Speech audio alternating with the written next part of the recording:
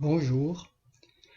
En ces temps de confinement, où tous les journaux et magazines font des articles sur la mise à l'épreuve des couples, je voudrais dire 2 mots sur un couple indissociable qui ne se séparera jamais, même s'ils ne s'entendent pas toujours très bien. Je veux parler du couple émotion et pensée. On pourrait croire que ces deux-là n'ont rien en commun, et pourtant, nous savons tous bien qu'il suffit d'une pensée un peu vague pour qu'une émotion surgisse, d'une émotion même diffuse, pour que notre machine à penser élabore 1001 scénarios. Et chacun alimente l'autre, et il semble bien qu'une fois le processus emballé, nous n'y puissions plus rien. C'est sur cette alliance entre pensée et émotion que j'aimerais consacrer cette séance de méditation.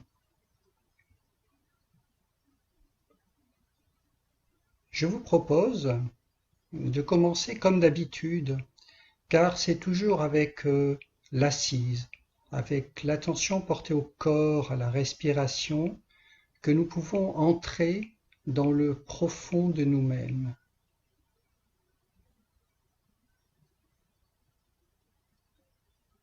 Confortablement installés, tout au moins du mieux que l'on peut,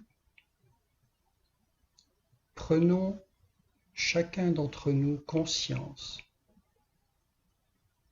du fait d'être assis, posé, stable.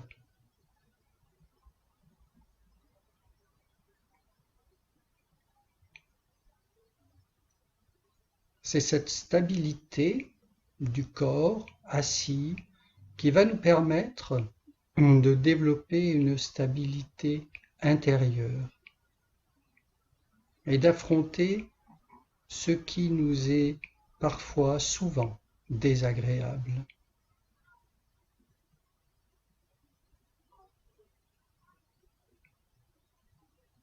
Assis, conscient de notre assise, de notre posture, prenons conscience de notre corps tout entier,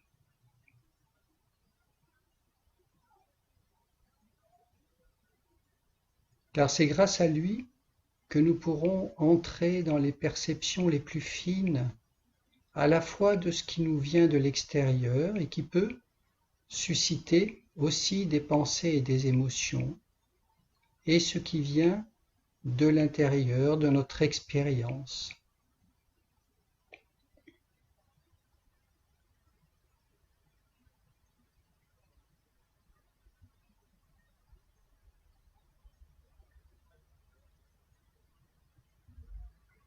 Portons attention à notre respiration. Quelques instants. Nous allons avoir besoin de ce calme de notre système de respiration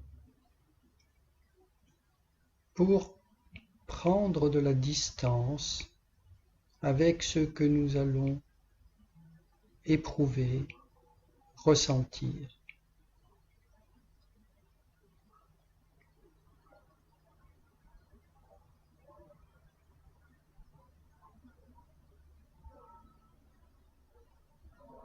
Porter attention n'est pas manipuler, transformer, n'est pas faire bien, c'est juste prendre acte de ce qui est et laisser vivre ce que nous sommes en ce moment présent.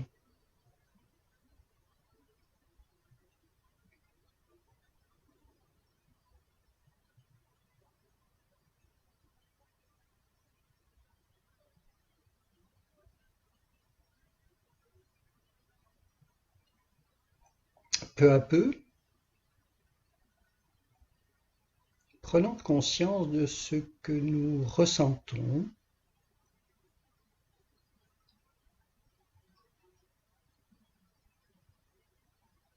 Y a-t-il une émotion qui est présente, qui était peut-être déjà présente au moment de commencer cette méditation, ou qui surgit à cette occasion.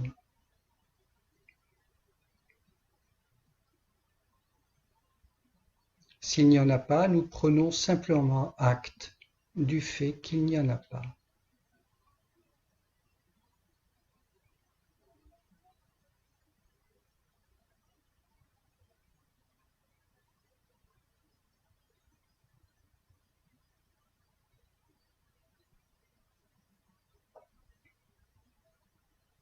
Prenons conscience aussi de nos pensées. Avons-nous, avez-vous des pensées qui arrivent sans les avoir sollicitées, qui traversent votre esprit sous forme de rêverie ou d'impact, avec un impact plus ou moins fort, parfois sous la forme d'un scénario, d'une histoire que nous avons vécue ou dans laquelle nous nous projetons.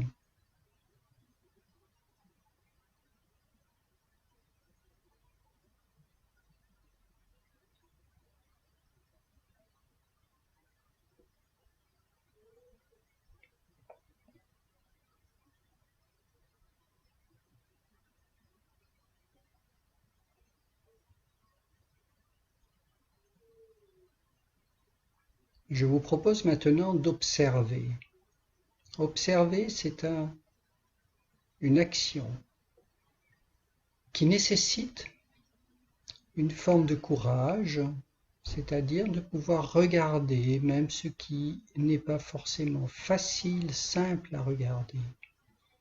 Observer, ça demande de pouvoir prendre de la distance, de ne pas être noyé par ce que l'on vit. Donc, si possible, prenons une pensée, une émotion qui n'est pas trop difficile, de façon à pouvoir justement se mettre à distance de ces ressentis pour observer, regarder, comprendre, intégrer comment s'opère cette relation entre la pensée et l'émotion.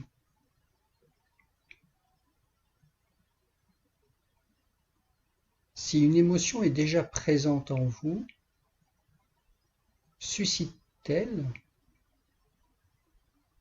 une forme ou une autre de pensée, d'histoire, de scénario, de scène?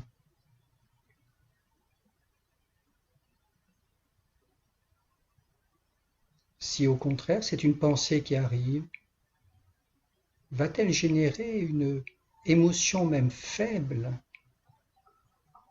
en nous? Ce que nous cherchons, ce n'est pas le gros mouvement émotionnel. Ce que nous cherchons, ce sont des tout petits signes, des signaux faibles qui amorcent la construction d'une histoire qui peut être répétitive, qui peut être angoissante, dont nous n'arrivons pas à sortir, une sorte de labyrinthe de la pensée. Une émotion qui reste en nous longtemps et qui ressurgit à la moindre occasion. Nous cherchons des signaux les plus fins possibles pour détecter, déceler à quel moment cela arrive. Prenons quelques moments chacun d'intériorité pour observer cela en nous.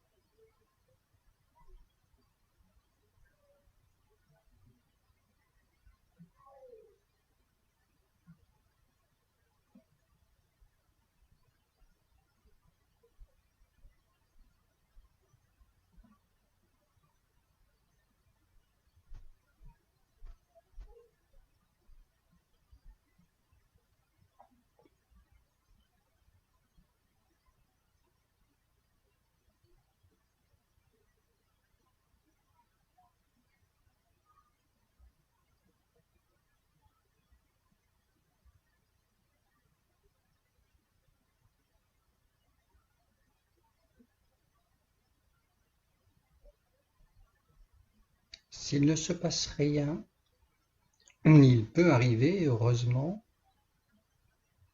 que nous ressentions une sorte de calme, ni pensée, ni émotion, juste parfois quelques traces fugaces de pensée. Je vous invite à en profiter. Ce n'est pas si souvent en fait que l'on se retrouve dans le calme. Même si à l'extérieur, nous sommes sollicités par des sons, par du bruit, par de la lumière, observons, profitons du calme qui est en nous.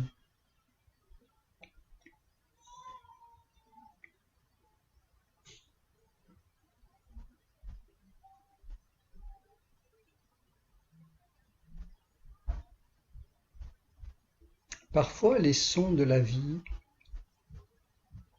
nous aident aussi à ressentir à quel point nous sommes à la fois présents à ce qui se passe et en même temps très calmes. On peut vivre ce qui se passe, en profiter, éprouver de la joie et du plaisir, juste avec un esprit libéré et notre système émotionnel apaisé.